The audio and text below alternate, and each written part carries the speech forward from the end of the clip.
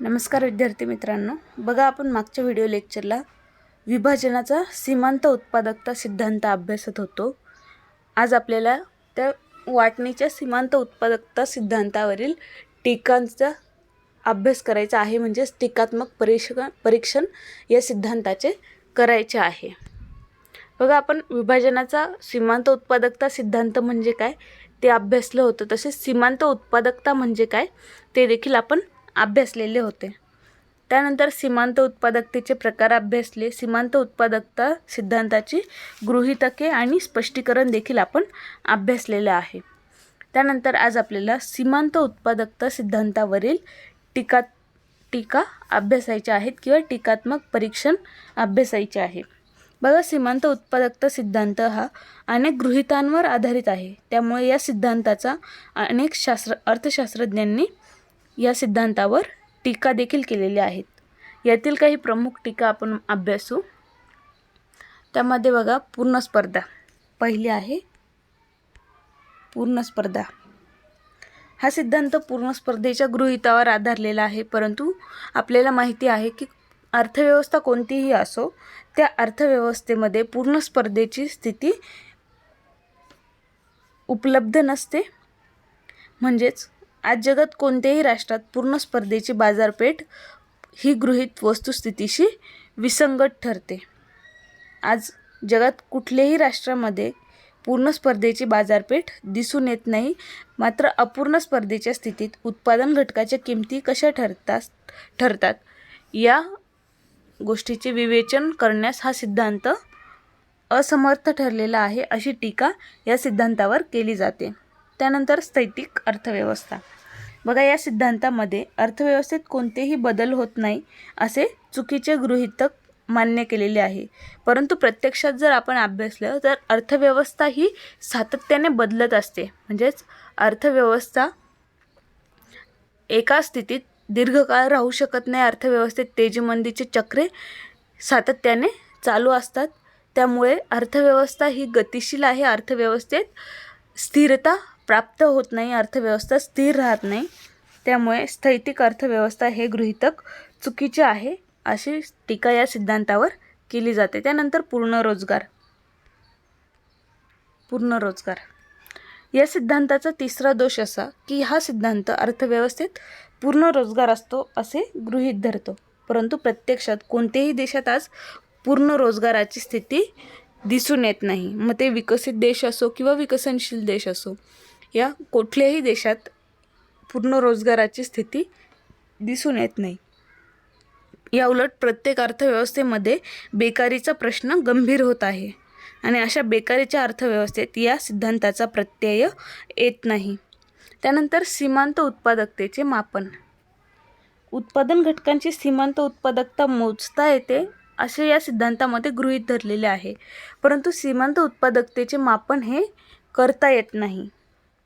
ज्या ठिकाणी लहान प्रमाणावर उत्पादन केले जाते तेथे ही सीमांत उत्पादकता मोजणे शक्य आहे, पण ज्या उद्योगात हजारो कामगार काम करतात त्या ठिकाणी एखाद्या मजुराची सीमांत उत्पादकता मोजणे हे खूप कठीण असते। टॉसिंग व डेव्हनपोर्ट या अर्थशास्त्रज्ञांच्या मते संयुक्त उत्पादन पद्धतीत कोणत्या एका घटकाची सीमांत उत्पादकता मोजणे जवळपास अशक्य असते, म्हणून सीमांत उत्पादकतेचे मापन हे गृहीतक चुकीचे असल्याची टीका केली जाते। त्यानंतर एकजिन्सी किंवा एकरूप उत्पादन घटक हे एकरूप असतात असे या सिद्धांतामध्ये गृहीत धरलेले आहे। भूमी सुपीकतेच्या बाबतीत भिन्न असते, श्रमिकांमध्ये कार्यक्षमतेच्या बाबतीत देखील भिन्नता असते, म्हणजे प्रत्येक श्रमिकाची कार्यक्षमता ही वेगवेगळी असते, जमिनीची कार्यक्षमता ही वेगवेगळी असते। संयोजकाच्या चातुर्यामध्ये भिन्नता आढळते, कालावधीनुसार भांडवलदारांना दिला जाणारा व्याजदर देखील वेगवेगळा असतो, परंतु या सिद्धांतामध्ये हे जे सर्व घटक आहेत हे सर्व घटक एकजिन्सी किंवा एकरूप असे मानले गेलेले आहेत, त्यामुळे हे गृहीतक चुकीचे असल्याची टीका केली जाते, किंवा हे सर्व घटक एकरूप असतात असे मानण्याची मोठी चूक या सिद्धांतामध्ये झालेली आहे, अशी टीका या सिद्धांतावर केली जाते। त्यानंतर पुढचं आहे उत्पादन घटकांची गतिशीलता। सीमांत उत्पादकता सिद्धांतानुसार अर्थव्यवस्थेत उत्पादन घटक हे संपूर्ण गतिशील असतात, परंतु वस्तुस्थिती मात्र वेगळी असते. उत्पादन घटकांची गतिशीलता त्याला मिळणाऱ्या मोबदल्यावर जशी अवलंबून असते, तशीच ती भाषा, चालीरीती, रूढी, परंपरा यासारख्या सामाजिक घटकांवर देखील ते अवलंबून असते. त्यामुळे उत्पादन घटक हे संपूर्ण गतिशील असतात हे म्हणणे सत्य नाही किंवा या म्हणण्यात सत्यता आढळून येत नाही. त्यानंतर उत्पादन घटकांची विभाज्यकता. बघा, श्रमिक, संपूर्ण यंत्र, इमारत इत्यादी जे घटक आहेत ते घटक अविभाज्य असताना सिद्धांतात घटक पूर्णतः विभाज्य असण्याची किंवा विभाज्य मानण्याची मोठी चूक झालेली आहे, अशी टीका या सिद्धांतावर केली जाते. उत्पादकाला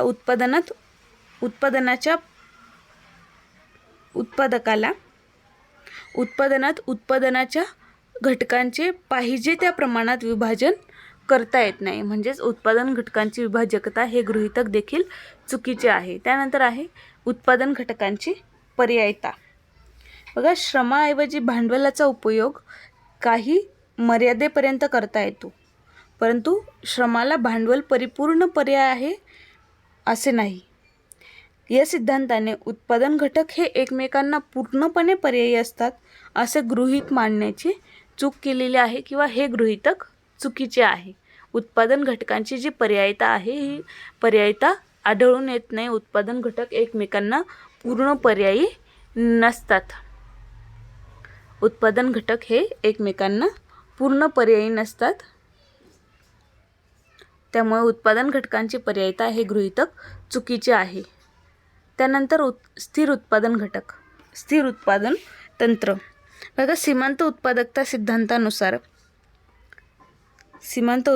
सिद्धांतानुसार दीर्घकाळात उत्पादन तंत्र स्थिर असते, परंतु प्रत्यक्षात जर आपण बघितलं तर उत्पादक आपल्या उत्पादन तंत्रात सातत्याने बदल करत असतो आणि असा बदल करून अधिकाधिक नफा कसा प्राप्त होईल याचा तो विचार करत असतो.